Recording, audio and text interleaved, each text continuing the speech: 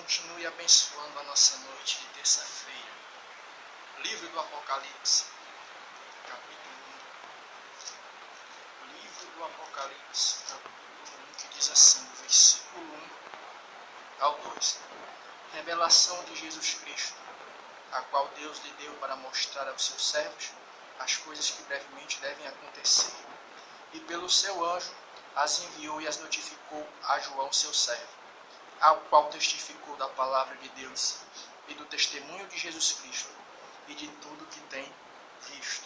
Sem a gente necessariamente entrar no contexto em que esse texto foi escrito, a gente vai tentar, pela misericórdia do Senhor nosso Deus, nos apegarmos a algumas afirmações que são feitas aqui e de uma forma simples e breve trazer uma rápida reflexão para a gente.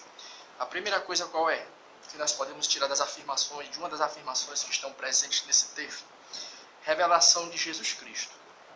Então, logo de início no livro do Apocalipse, nós vamos ver o texto sagrado em si afirmando que a revelação que está presente no livro do Apocalipse é uma revelação que vem de Jesus Cristo. Não é de outra fonte, mas porque a Bíblia dá a entender e nos deixa bem claro que a revelação ela vem de Jesus Cristo, porque a própria Bíblia dá a entender que existem outras fontes de revelação que não são provenientes de Deus.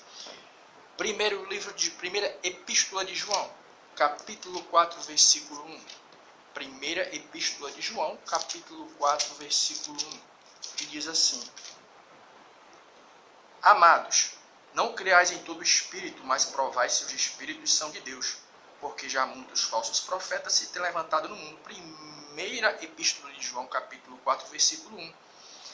Repetindo, amados, não creais em todo espírito, mas provai se os espíritos são de Deus. Ou seja, uma das razões do porquê do texto sagrado presente no livro do Apocalipse nos mostrar que a revelação ela é de Jesus Cristo. Por quê? Porque a própria Bíblia dá a entender que existem outras fontes de revelações, outras fontes espirituais que não são provenientes do Senhor nosso Deus. E é isso que a gente viu aqui nesse texto, na primeira Epístola de João, capítulo 4, versículo 1, quando o texto sagrado nos diz o quê? Não creais em todo espírito. E outro texto sagrado que vai nos mostrar, e a gente já até falou desse texto, em algumas outras reflexões, nós vamos encontrar em Gálatas capítulo 1, versículo 8. Carta de Paulo aos Gálatas capítulo 1, versículo 8. Carta de Paulo aos Gálatas capítulo 1, versículo 8, que diz assim: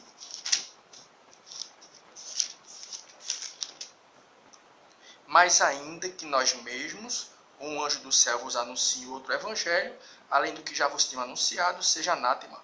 Carta de Paulo aos Gálatas, capítulo 1, versículo 8. Repetindo, mas ainda que nós mesmos, ou um anjo do céu vos anuncie outro evangelho, além do que já vos tenho anunciado, seja anátema. Ou seja, uma das razões do porquê, de logo no início do livro do Apocalipse, o texto sagrado deixar bem patente que a revelação é de Jesus Cristo, é porque a própria Bíblia vai dar a entender que existem outras fontes de revelações que não são provenientes do Senhor nosso Deus. E outra coisa que a gente vai estar vendo no texto que a gente acabou de ler, do primeiro capítulo do livro do Apocalipse, no versículo 1, é o seguinte: é a palavra brevemente.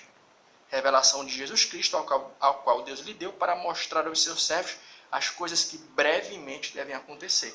Então, já naqueles tempos, há mais de 2000 anos atrás, né, que aqui João, por intermédio aqui do livro do Apocalipse, da revelação que João recebeu do Senhor Jesus Cristo, ele falou aqui nesse texto, é quando ele diz assim, ó, há mais de 2000 anos atrás, brevemente. Aí você pensa assim, brevemente, mas já naqueles dias, o texto sagrado dizia que as coisas que estão presentes no livro do Apocalipse são coisas que têm que acontecer de forma breve, né? Aí algumas pessoas vão até dizer assim, né? Uma das razões de algumas pessoas ficarem um pouco desanimadas no que é concernente falar que Jesus está voltando, essa questão do tipo assim, já está com tanto tempo que a gente fala que Jesus está voltando e ele ainda não voltou. E é engraçado que o texto sagrado vai dizer assim, ó, brevemente. Poxa, brevemente, mas já está com 2020 anos que isso aqui foi escrito, né? E brevemente determinadas coisas ainda não aconteceram concernente ao retorno do Senhor Jesus Cristo. Mas é interessante que do ponto de vista humano está havendo uma demora, mas do ponto de vista divino não existe essa demora. 2 Pedro, capítulo 3, versículo 8. É legal demais esse texto aqui, ó. Segunda carta de Pedro, o capítulo 3, o versículo 8. Segunda epístola de Pedro, capítulo 3, versículo 8, que diz assim: Mas, amados, não ignoreis uma coisa, que um dia para o Senhor é como 1000 anos, e 1000 anos como um dia. Ou seja, do nosso ponto de vista, já está com 2000 anos que o livro do Apocalipse foi escrito e a promessa desses sinais brevemente acontecerem está com 2000 anos, mais de 2000 anos. Mas do ponto de vista divino, um dia para Deus é como 1000 anos e 1000 anos como um dia. Ou seja, para Deus agora é que está com 2 dias. É interessante isso aí, né? Do nosso ponto de vista, as coisas estão demorando a acontecer, escatologicamente falando. Mas do ponto de vista divino, agora é que está com dois dias. Vamos repetir aqui, ó, 2 Pedro, segunda epístola de Pedro, capítulo 3, versículo 8. Mas, amados, não ignoreis uma coisa, que um dia para o Senhor é como 1000 anos, e 1000 anos como um dia. E esse contexto aqui que a gente leu, dessa segunda epístola de Pedro, capítulo 3, 8, está fazendo referência à pergunta de alguns que Pedro já profetizava naqueles dias, que vai chegar um dia que algumas pessoas vão perguntar, né? E onde está a promessa da vinda do Cristo, que as coisas ainda não aconteceram? Aí Pedro, inspirado pelo Espírito Santo, Deus vai dizer, um dia para Deus é como 1000 anos, e 1000 anos como um dia. Para mim e para você pode estar demorando, está com 2000 anos, mas para Deus está apenas com 2 dias, de acordo com o ponto de vista divino, porque a contagem dos anos e dos dias para Deus é diferente da nossa, né? E outra coisa que é interessante aqui, ó, voltando aqui, Apocalipse, capítulo 1, que diz assim, e pelo seu anjo as enviou e a notificou a João, seu servo. Outra coisa que a gente pode ver que é muito interessante aqui, qual é? É interessante que Deus usa um anjo para trazer a mensagem do livro do Apocalipse para João. Mas não foi o anjo que ficou encarregado de entregar a mensagem para mim, para você escrever o livro do Apocalipse. Mas foi João. Olha para tu ver como é que é Deus. Deus tinha outros canais mais perfeitos para entregar a sua mensagem. Mas Deus vai usar quem? Uma pessoa comum, de carne e osso, como eu e você. É interessante, né? Olha aí, é interessante isso aí, ó.